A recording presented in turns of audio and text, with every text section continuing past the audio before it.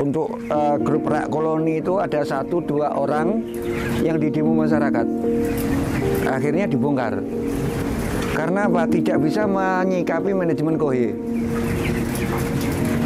Diundur 1-2 hari laler menetas. Jadi untuk kandang rak ini utamanya itu adalah pertama manajemen KOHE. Selama bisa mengalokasikan manajemen KOHE, maka akan aman. Itu loh kuncinya ini. Saya Ahmad Zainuddin dari Blitar, peternak di Tulungagung. Kandang lebar 12 kali 42 dengan populasi sekarang 4.500. Tarafnya masih belajar. Tipe kandang ini rak koloni. Yang dulunya 2020 saya beternak pakai sistem postal, pakai sekam dengan populasi 14.000. Kemudian turun 10.000, akhirnya berganti ini 4.500. Awal saya populasi 14.000 untuk 2 lantai. Setelah 2 lantai, sistem postal pakai liter sekam, produktivitas menurun karena manajemen dari penanggulangan liter. Yang mana akhirnya itu nanti kalau ada miss, akan juga miss di produksi dagingnya.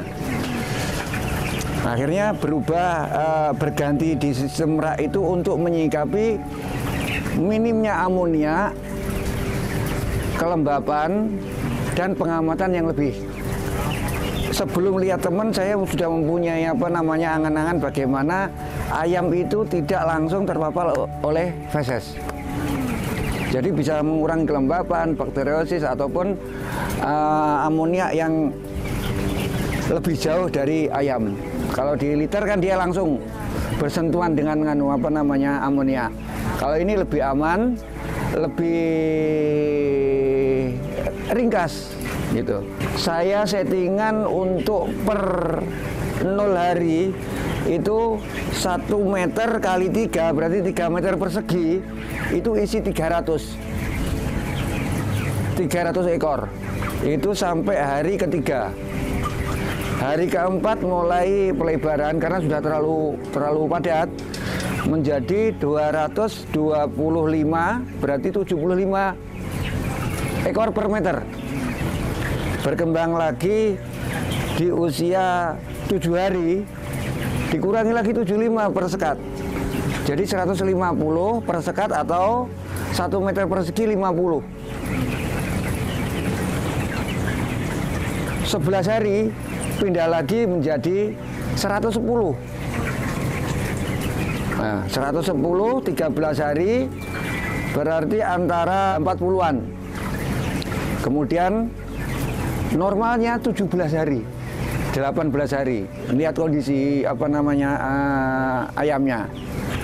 Menjadi antara 18 sampai 20 per meter persegi, atau satu sekat ini antara 58 sampai 60 sampai finish. Ya, finish antara rata-rata BW 23 24.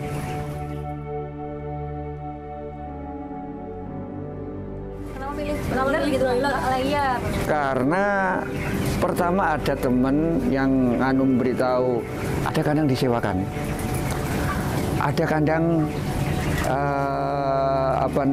layer jatuh pada waktu tahun 2020 itu terpuruknya layer. Saya sudah tidak berani masuk di layer. Kalau lihat siklusnya, dulu kan sampai untingan Pak nggih. Jadi layer itu produktif. Itu sampai di Blitar itu 4 ekor 100.000. Nah itu padahal sebelumnya itu per ekornya 90 sampai 100. Akhirnya coba pedaging, ikut kemitraan. Walaupun kita tidak boleh mengangan-angan yang pendapatan yang seperti apa, pokoknya melaku. Karena di dalam dunia perunggasan atau dunia barang hidup itu tidak ada yang pandai, tidak ada yang pintar, tidak ada yang prof, tidak ada. Semua belajar terus. Semua tergantung istilahnya hoki dan kesungguhan. Cuma itu tak. Kalau sekarang manajemennya tinggal kita pengen repot apa enggak? Kalau pengen repot, nganu setiap hari. Setiap hari istilahnya itu satu kandang ini setiap hari kerja tapi dibagi 2. Jadi feses diambil 2 hari sekali. Kalau tanpa disinfektan ataupun dekomposer itu maksimal 4-5 hari maksimal untuk memutus rantai perkembangbiakan lalat. Jadi lalat hinggap, lalat menelur, lalat menetas jadi larva. Sebelum lalat jadi larva itu nanti jadi prepupa ataupun bahkan lalat, harus sudah bersih. Ayam itu butuh kestabilan. Kalau di atas boardingan pada waktu siang dia terlalu panas. Tapi kalau malam untuk mencapai level yang standar itu kita sulit. Untuk memberikan pemanas buatan yang hampir sama, istilahnya splitnya tidak terlalu jauh dari siang. Tapi kalau di bawah, kita bisa kondisikan. Jadi tidak terlalu, spasinya itu tidak terlalu tinggi. Umpamanya target untuk awal itu 34 derajat. DOC pertama datang sampai 3 hari.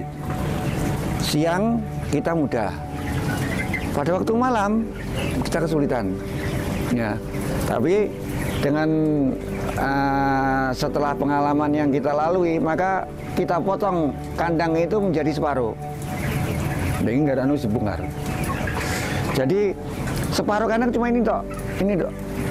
Untuk pemanasnya, sebabnya untuk memanaskan area yang lebih luas maka membutuhkan bahan bakar ataupun pemanas yang lebih banyak. Tapi dengan sedikit. Selain ayam juga mempunyai daya tahan atau menimbulkan panas, ini cuma menyumbang, sumbangan saja, bukan pemanas utama. Jadi bantu 1, 2, 3 hari, setelah itu ke 4 hari pun sangat sedikit. Justru dengan sistem lebih dipersempit itu lebih menghemat. Lebih menghemat. Jadi dengan populasi per meter itu tadi 100, itu sudah hangat sendiri.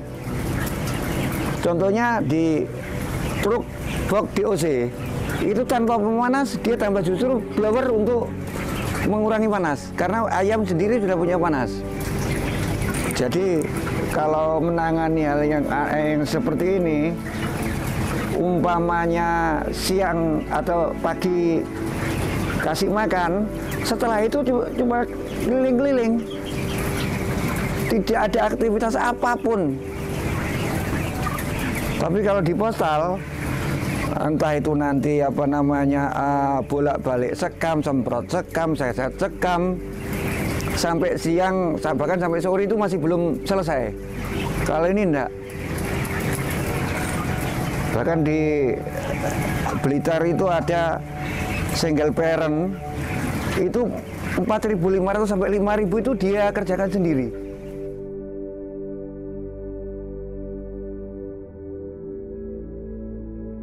Jadi kalau sama 3 periode ini performanya gimana Pak?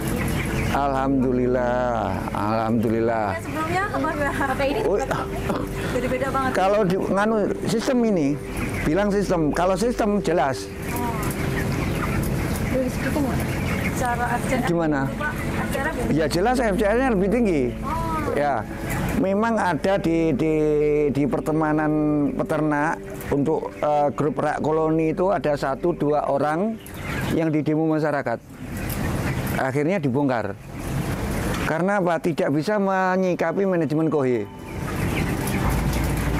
Diundur 1-2 hari, laler menetas, lalat jadi larva jadi lalat, full, akhirnya demo masyarakat.